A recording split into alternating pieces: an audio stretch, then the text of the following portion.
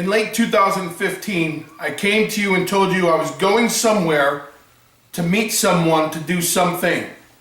And so began the Build DeMott experience. And ever since then, I've brought you world-class athletes, children, moms, amazing men and women, and great stories. We also started our podcast on the Realm Network, and the Build DeMott experience is growing. So no better way to end 2015 than with a rare interview with me, Bill DeMott, on Ron Sedgy Today.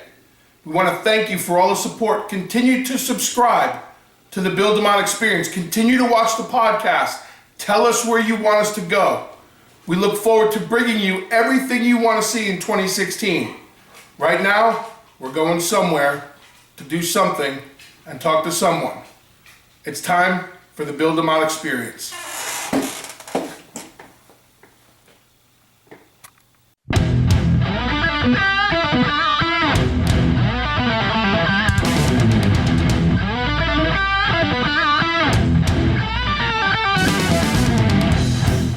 We are back all across the USA and around the world. It's Ron Sedgy Today. If it's trending, it's right here. And I'm excited to have our next guest with us. He's become a dear friend of our show, and I have to tell you something. I am in awe of what he does. In fact, I'm in awe of the whole profession. One of the oldest television formats out is, of course, wrestling. People think it's soap operas, but it's really wrestling. And Steve Allen, who was one of the very first ring announcers and announcers for wrestling, did, I think, a documentary that he narrated. To this day, I don't know whether it was farmed out also to some other ABC stations, but it was the local man. Isn't it terrible? I can't recall his name. Nice man. Anyway, he happened to be a fan of my late night radio work. So he called me up one day and he said, I'm thinking of starting to carry wrestling matches. And he said, I like your work, your ad-libbing stuff. He said, would you have any interest in that? And I didn't know anything about wrestling. I didn't know a step over toe hold from an arm scratch. So I did a smart thing. There was at the time a very good and long experienced wrestling announcer named Dick Lane. So I simply watched Dick carefully. He did the wrestling matches on another station. And I made a remarkable and encouraging discovery. He didn't know much more about the human body or wrestling than I did, but he developed the gift of gab about it so smoothly over the years that I saw he was getting away with murder too, and I thought, heck, I can do that. And joining us right now is a retired professional wrestler, which you don't hear of many days because they go until they can't go anymore, and this guy can still go on. Joining us right now, who not only was in the wrestling business. Joining us is my friend Bill DeMott. Hey Bill, how you doing? Hey Ron, how are you? That's it. That's the build-up. That was the best part of the interview. No, I don't need it. No. I can't follow that. I've watched you on the Realm Network, okay, RELM, with your new show. Yes, sir. And believe me, this is a show that you do very, very well. I think you did the wrestling career just building up to your broadcasting career. I always say 28 years of wrestling and traveling around the world helped me to get into this form of media. So that was just my practice run. So I like to think you're telling me I have 28 years ahead of me in the podcast world. Well, it's got to be a day at the beach doing what you're doing now compared to getting slammed every night on the ropes and on the mats. Yeah, the wear and tear is a little easier. You get to work from home. Occasionally I will say something that's not politically correct, and I'll catch a shot in the back of my head, but that's just my wife, so there's still a little physicality there. A little bit. Now, you at one point, because you look sensational now, you at one point weighed over 300 pounds. 360. 360. That's over. Active. That's just over 300. Yeah, it's just under 400. So it's just under 400. Depends which side of the coin you're looking at this thing. That's exactly right. And you had performed. Now, you made appearances with the World Championship Wrestling as Hugh Morris. Yes, sir. World Wrestling Federation Entertainment. Also, you were known as Crash the Terminator in both the Extreme Championship Wrestling and Japan, and then became a trainer for WWE's development system. But when you were at that weight, you did a thing that was called, and let's see if I get this right, the moonsault. Moonsault, yes, all right. sir. Now, what is the moonsault? The moonsault is the intelligent wrestling man's version of jumping backwards for no reason. So what it is you're... That sounds like an oxymoron. Well, yeah. Wait a minute. So what you would do, you're 15 feet in the air on the top rope, facing the audience, and you jump backwards, and in a perfect world, land chest to chest on your opponent. Now, at 300 plus pounds, 18 feet in the air, gravity takes over. Yeah. So yeah, it was. Did it ever That was work? my signature. It worked every time because hit or miss, I was done with the match. That was the end of my night. Really? Once the landing happened, I was done with the night. Now, what is the chances of severely injuring the other individual?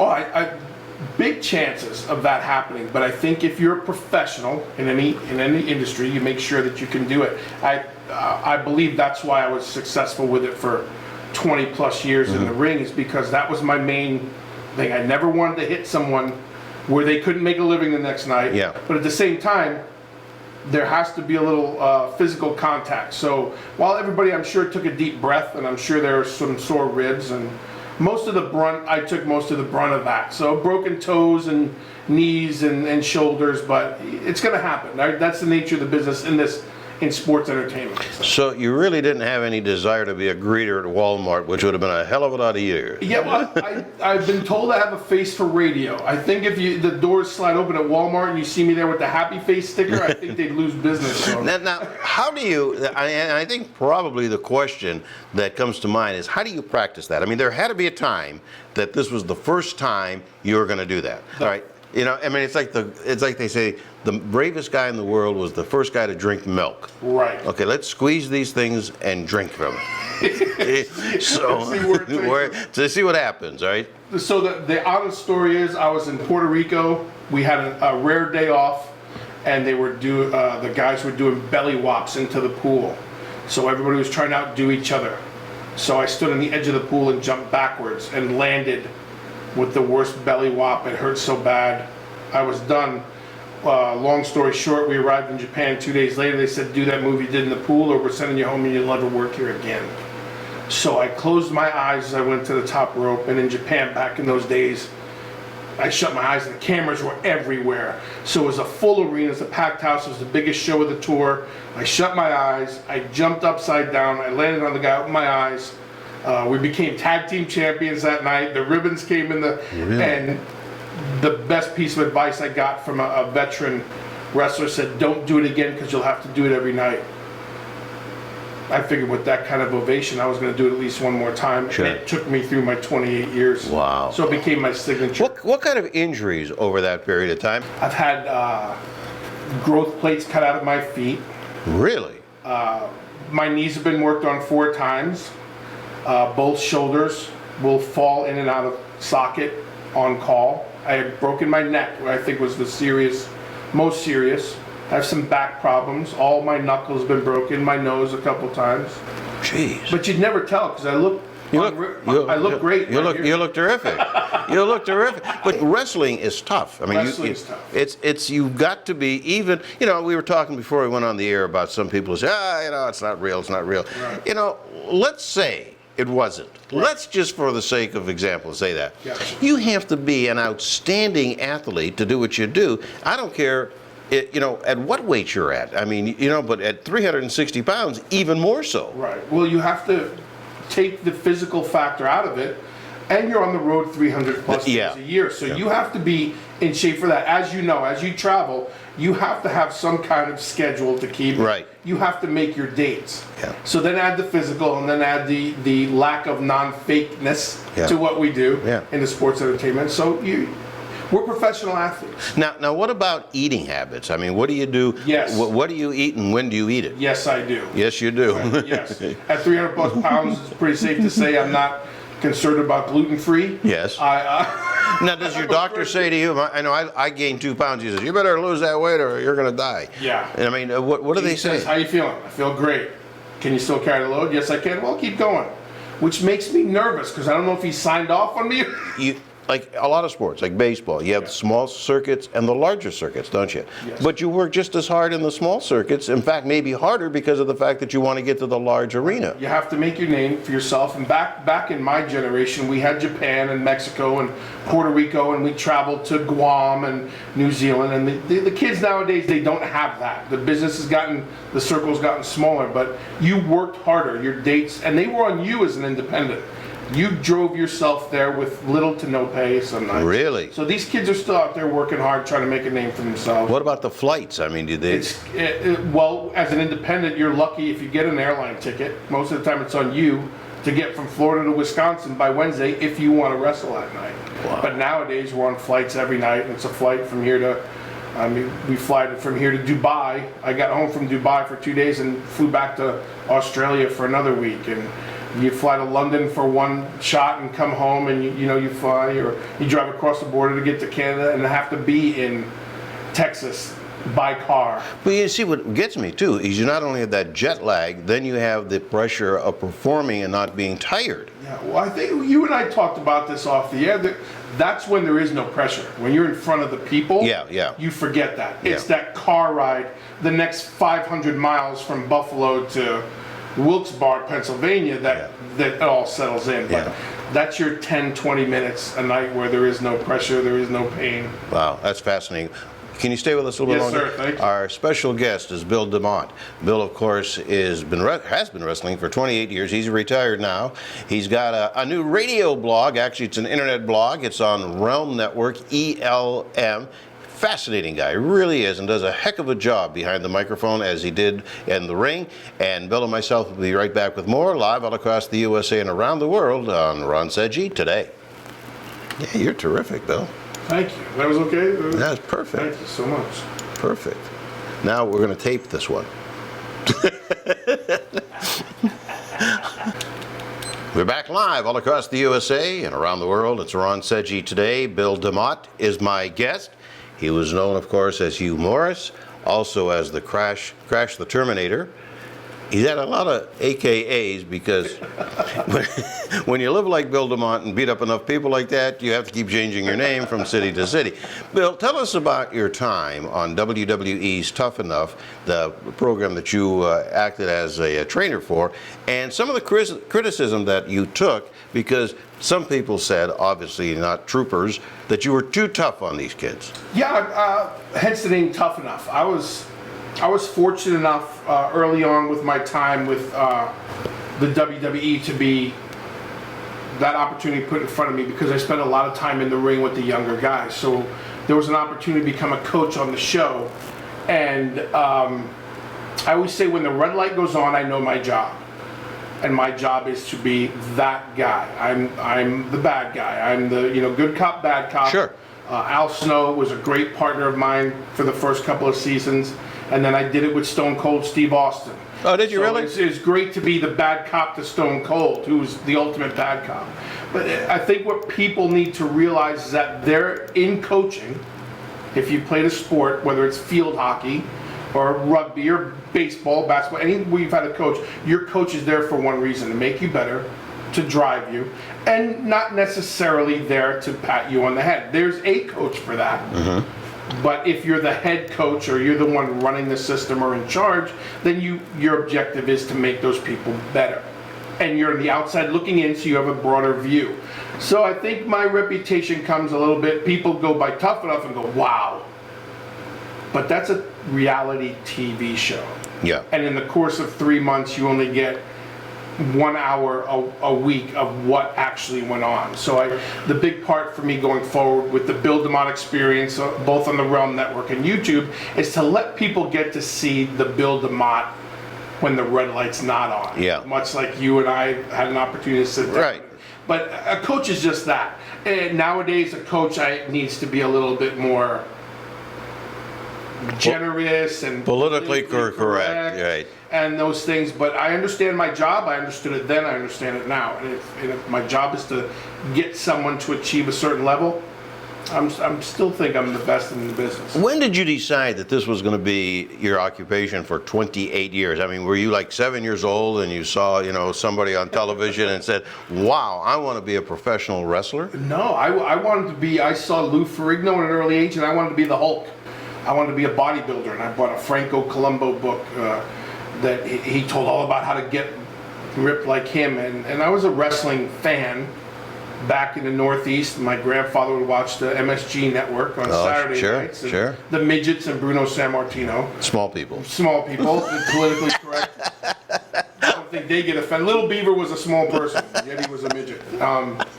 So I did that, and my dad brought me in after college. I left college early, and he brought me into a gym in Brooklyn. I met Johnny Rods. He told me I couldn't do it, but I could watch if I wanted. And I took that as a challenge. And my line always is, I begged, borrowed, and stole the money, walked in with cash, paid my tuition up front, and then spent 8 days a week, 92 hours a day in that gym until I got it right. And I was in the right place at the right time my whole career. Yeah. Everything's been a handshake for a contract, and everything's been showing up on time and doing my job, and it's led me through 28 years. Do you miss it? I love wrestling. I still go out on occasion and do seminars and training camps for a couple days at a time, but you have to know when to say when too. You have to know when there's opportunities, and there's some opportunities in front of me with the podcast and the Bill DeMott experience that I'd like to take advantage of now. And I think timing is everything. And if I follow my history, I've always been in the right place at the right time, and an opportunity's been there. So I feel like that's where we're at. Now you have 2 daughters. It's always the case, football players. 2 daughters and a son. Yes. Now, would you encourage them, if they wanted to, and do they want to, get into the wrestling profession? My daughters grew up in it. My daughters are 22 and 20. My son, however, is 6. I did retire for a bleep second in 2008. The Giants won the Super Bowl. I'm back to work. My boy is now 6. So makes sense.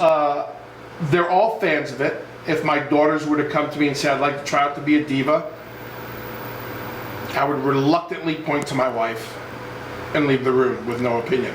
Yeah. Same with my son, who's a big fan of it. He's grown up and he knows the guys. My answer is yeah. I think if they wanted to, I would have to let them try. Sure. But I would have to drop the knowledge on them as they did it. Yeah, great advice. Let's go back for a moment about the sport itself.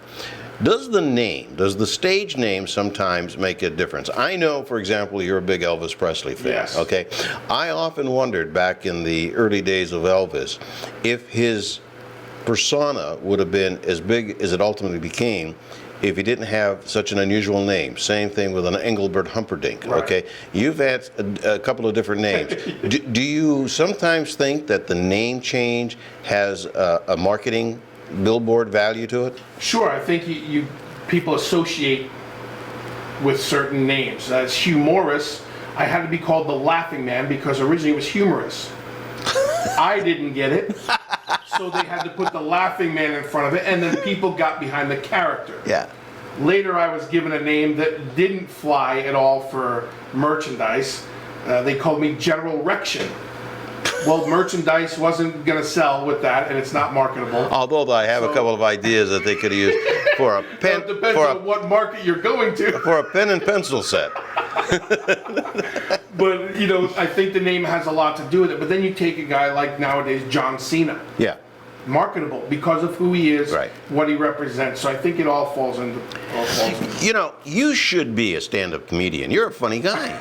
No, I'm serious. I've heard that a lot. No, really, truly, because you would be able to interpret these stories, of your experiences, which nobody in the audience would have. I mean, if you're a retired insurance man as a comedian, there's probably about 14 in the audience, right? But nobody's going to be a retired professional wrestler and go on the comedy circuit. Right. And you've got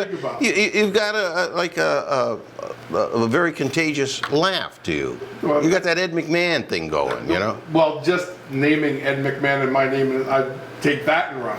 Tell us about the blog and the moments that we have left that's on Realm. So if you go to the Realm Network, it's on BillDemottExperience.com, and we have shows about football with humor, and we have Face Value, where I just give a simple guy's perspective on life and politically correct, and I give everybody my interpretation of life that week. And my daughter's off to the side, and you say Ed McMahon, and when I point to my daughter, the only thing she's allowed to say is "Hey-o," Hey-o. and that's it. I've yet to get her to do that, but we're working on it. So it's just a chance for people to get out, get to know me. It's a video podcast, so they can hear it on iTunes or turn into the Realm Network. But if you go to BillDemottExperience.com, there I am, 2-3 times a week, having some fun, dropping some knowledge, and then a little bit of reporting in between. And the DeMott is spelled D-E-M-O-T-T. Yes, sir. Can't get nothing past me. Can't get past you. It's unbelievable. And it's all one word. It's all one word. Messes me up because I just learned what a space button was. Bill, you got to come back. I know you live in Orlando. You got to come. Yeah, you're a hoot. You really are, and I really respect what you've been through, and how much work and hard work that you've put in to make a career that is very difficult to survive and very survivable. Well, thank you. I thank you for allowing me on the show, and I appreciate your time. Good. Our special guest, Bill DeMott, and check him out on Realm. RELM does a great podcast, and he's a terrific guy, and he's got a lot of stories. And watch for him on the comedy circuit one day in your market soon. Hey, there's more to come live all across the USA and around the world. You're with Ron Sedgy today. Bill, you were terrific. Thank you so much. Terrific. That was an honor. And after finishing the interview on air with Ron, we had a chance to continue to talk and still catch up, and just a great atmosphere, and we got to share some more stories about my career and wrestling. How long have you stopped? How long have you not been wrestling? I've been done since March. That's all? That's it. I was in the ring every day with my talent. I'd run 3 of the classes myself. Would you ever go back to the circuit? No. Now I'll go and do autographs, or I'll do like training seminars. I get a little physical, just enough I think for my fix. Yeah. But then I don't want to get back in. How long, if you had the desire to go back, right, can you do that? I mean, like there's a cutoff for baseball, there's a cutoff for stock car racing, there's a cutoff, maybe golf might be the only one that there's not, and being in the radio business. But how long, or is it dependent on how you physically have lived that life? I think it's the person. If someone came to me today and said, full-time, right now, main roster,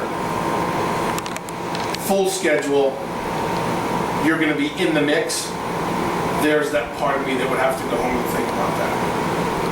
Because there's that drive of, I don't want to be that guy that always go, if I had one more run in me, I left.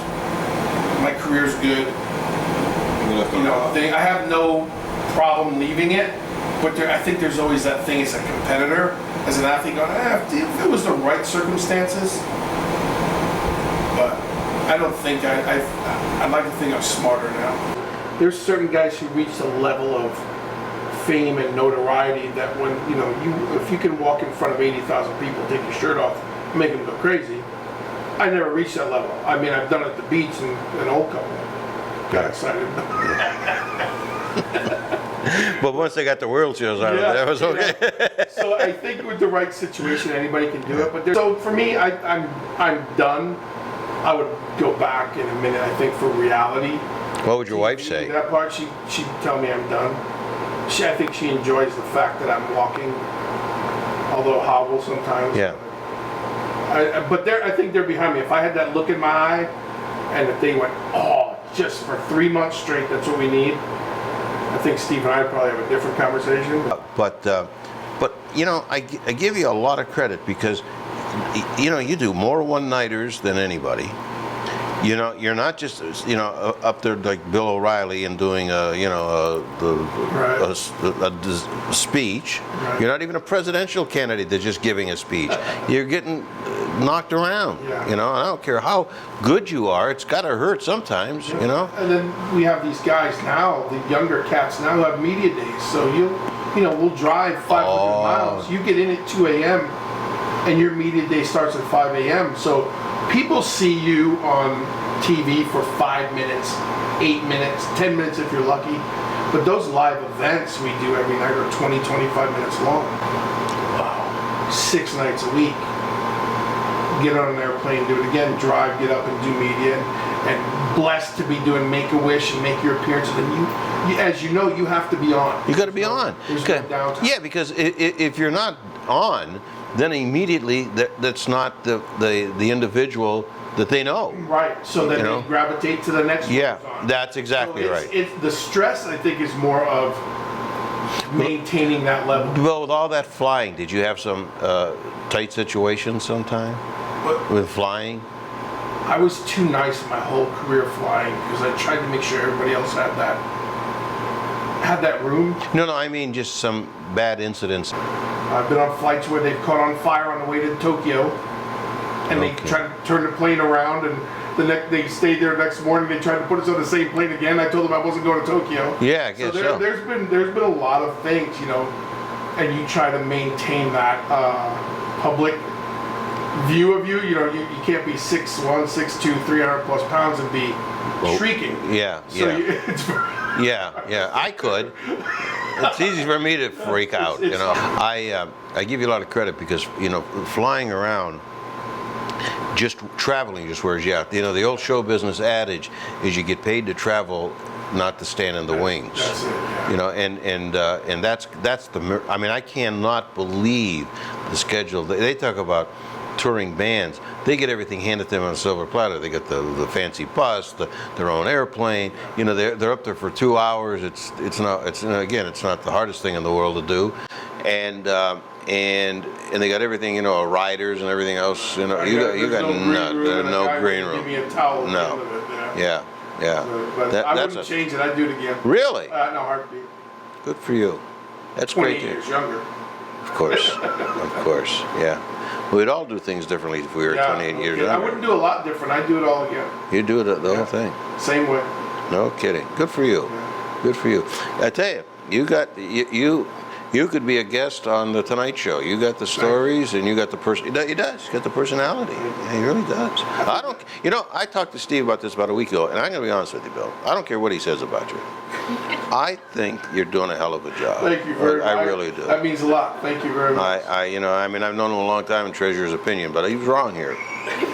My goal, I say it all the time, my goal is, I tell my daughter all the time on the show, I belong on a nighttime talk circuit. Yeah, nighttime talk circuit. You would be you have great stories about this stuff. Yeah. Oh yeah, that'd be great. People keep trying to talk me into that. Do you ever get any speaking engagements? Not yet. What happens when I start talking about wrestling in particular is I get involved in it. And I want to show somebody something, and it leaves the speaking part, and I get physical, or I want to. Well, yeah, but that's great. Yeah, so I was just thinking myself. At some point, we should do something where you say, "Can you show me a move or something?" So it's not out of the question. I like a speaking. I never know how I do, to be honest, because I have a fear of being in front of people. Well, but let me tell you something. But I'm coming out of that, I think, as we do this build them on experience. But let me tell you something. But once I get talking, I'm comfortable. Bill, do you have a fear before you walk out in the ring? Yes. Okay. If you didn't have that fear, you'd be a failure. Right. I don't want to lose that. No, if you lose that fear, when you don't have a degree of nervousness, then you've lost the moxie. Right. You've lost it. Yeah. Okay. And then you will fail because your confidence level is so high that you don't care what happens. Right. No, you don't want to lose that. I sit at home before we do the show, and I'm panicking, and she's my hat, because I wear my hat, and I have there's the light, right? And everybody goes, relax, you got it. And I don't ever want to lose that. No. And I share that with everybody I talk to. No, you don't want to lose the thing that made you want to do it. No. So, because then you just, and no, you got, and I have to tell you, if this was a television show, well, it is, I guess. But if we were doing a Tonight Show thing, I'd have you show me some moves and be the buffoon. I would be the buffoon. You're the professional, like Carson used to do, with the snakes and stuff like that. Him and my daughter have the best following of everything I do, because we shoot a trailer every week before a new episode comes out on YouTube. And I do this thing, and we're going somewhere to meet someone to send something, and I pan across, and he goes, I drive. And I put across the bottom screen, Steve the driver. Oh yeah, I saw that. So everybody comments, I love the episode, when's Steve on again? I saw that. Yeah, I saw that this morning when I went up. Yeah. You know, I saw that So we this do morning. that all the time, so. Now, well, we got to do more of these. We really do. It'd be an Yeah, we honor. I fancy myself in the future of cartoons as the dog on the hill with my voice. Like I'm the dog on the hill. No. I think you should be have A good voiceover. You would be a good voiceover. Yeah, you're right. I don't know how to get into that. Okay. And after my interview with Ron was over, I had an opportunity to catch his show. And wouldn't you know, I got caught off guard.